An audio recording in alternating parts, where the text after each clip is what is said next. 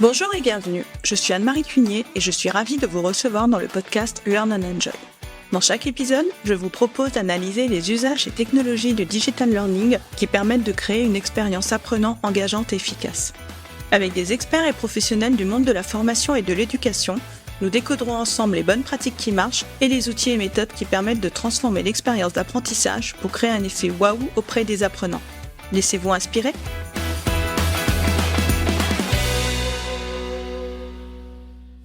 Bonjour à tous! Vous avez préparé votre formation avec soin, elle est prête. Vous allez maintenant communiquer sur son contenu pour susciter l'intérêt et l'inscription de vos futurs apprenants. Vous allez probablement rédiger une présentation pour votre catalogue de formation, votre plateforme LMS ou votre site internet. Cette présentation est très importante.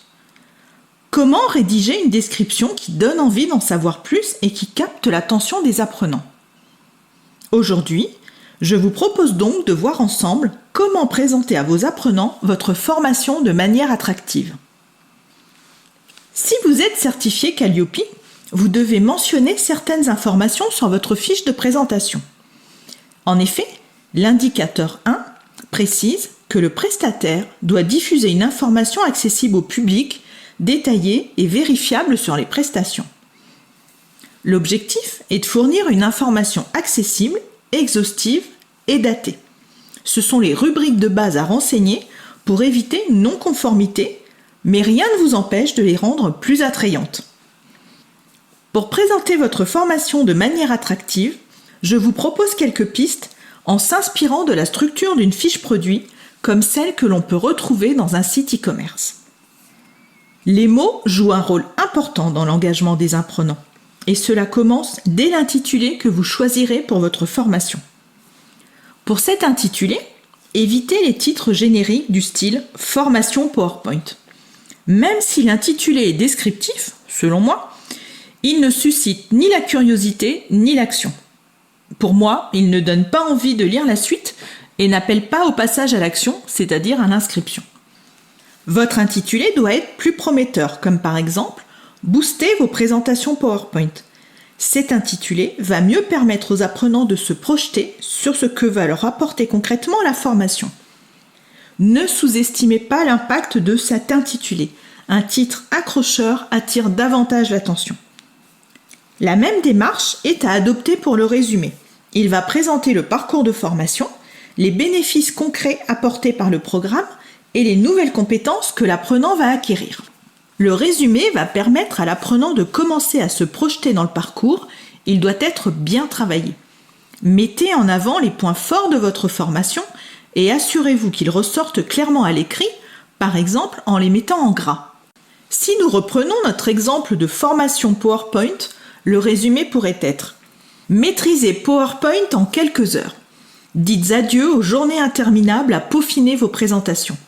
Nos experts en PowerPoint partagent leurs astuces et conseils pour vous faire gagner un temps précieux dans la création de vos slides. Rejoignez-nous pour libérer votre productivité au quotidien. » Nous retrouvons ici, dans ce résumé, les bénéfices concrets de la formation avec l'économie de temps qui sera réalisée grâce à la maîtrise de PowerPoint et l'amélioration de la productivité grâce à l'efficacité acquise dans son utilisation. Les apprenants auront également accès à des astuces et des conseils dispensés par des experts en PowerPoint, apportant une vraie plus-value à ce programme pour améliorer leurs compétences dans l'utilisation de l'outil. Pour définir les objectifs, oubliez les objectifs pédagogiques parfois peu parlants et privilégiez une approche opérationnelle mettant en avant les bénéfices concrets que la formation apportera à l'apprenant dans son quotidien professionnel.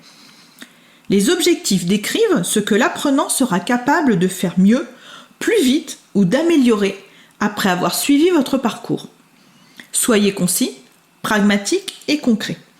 Par exemple, si nous reprenons notre formation PowerPoint, les objectifs pourraient être maîtriser les basiques de PowerPoint pour des présentations impactantes, créer des slides facilement même sans expertise technique, utiliser les masques pour gagner en rapidité, intégrer des images sans qu'elles soient déformées.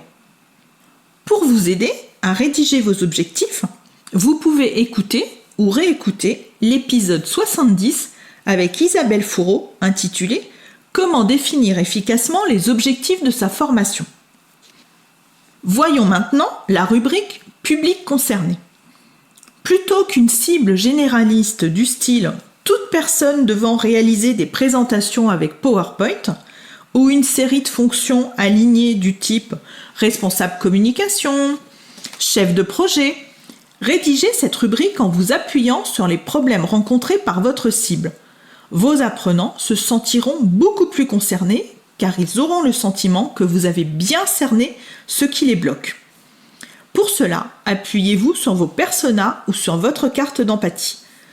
Pour vous aider à définir vos personas, parce que j'en parle beaucoup dans le podcast, vous pouvez écouter ou réécouter l'épisode 20 intitulé « Qu'est-ce qu'un persona ? Quelle est son utilité ? Et comment le créer ?» Pour notre exemple fil rouge, notre public concerné pourrait être « Vous êtes chef de projet et vous en avez assez de perdre du temps et de l'énergie à créer des présentations PowerPoint. Qu'en pensez-vous ?» Je vous conseille également d'indiquer dans votre fiche descriptive vos points forts. Dans cette rubrique, mettez en avant très concrètement vos atouts pour finir de convaincre votre cible que votre formation est la solution qui permettra à vos apprenants de résoudre leurs problèmes. Vous pouvez par exemple indiquer que des bonnes pratiques seront partagées pendant la formation, qu'un cas pratique servira de fil rouge, que la formation sera animée par un formateur reconnu pour son expertise, ou qu'un ouvrage sera remis en cadeau pour approfondir la thématique. Tout au long de votre rédaction, pour le vocabulaire, n'utilisez pas de termes trop techniques. Les experts ont l'habitude d'employer leurs mots, mais cela peut rester obscur pour les apprenants. Privilégiez plutôt un vocabulaire adapté à votre cible. Bien sûr, soignez l'orthographe et la syntaxe. Les fautes d'orthographe peuvent gêner la lecture et une syntaxe proposant des phrases trop longues peut faire perdre le fil à vos apprenants. Bien sûr, ce travail de rédaction s'appuiera sur le tone of voice défini dans votre signature pédagogique. Pour en savoir plus sur la signature pédagogique et le tone of voice, vous pouvez écouter ou réécouter l'épisode 35 intitulé « Comment construire concrètement sa signature pédagogique ». Voilà, nous venons de passer en revue les 5 catégories qui pour moi sont essentielles pour bien communiquer sur votre formation. Elles constituent le pitch de votre formation. Pour vous entraîner à rédiger ce pitch de votre formation, vous pouvez vous créer un template avec ces 5 catégories et les rédiger dans l'ordre suivant. En premier, le résumé. En deuxième, le public concerné. En troisième, les objectifs. En quatrième, les 3 points forts. Et terminer par l'intitulé de votre formation. Ensuite, présentez ce pitch à un futur apprenant, un collègue ou un père, et demandez-lui son feedback. Puis, en fonction des retours, ajustez votre pitch pour le rendre encore plus convaincant. Voilà, c'est à vous maintenant. J'espère que cet épisode vous sera utile. À très bientôt. J'espère que cet épisode vous a plu. Si vous aimez le podcast Learn and Enjoy et si vous avez envie de me soutenir, de m'aider à faire connaître ce podcast, la meilleure façon, c'est de me laisser une note 5 étoiles sur Apple Podcast ou un petit commentaire. Pensez aussi à vous abonner pour être informé de la sortie des prochains épisodes. Et pour rester en contact ou me proposer un thème que vous souhaitez que j'aborde, vous pouvez me rejoindre sur LinkedIn. Vous me trouverez sous mon nom, Anne-Marie Cuinier. Je vous dis à très vite pour un nouvel épisode.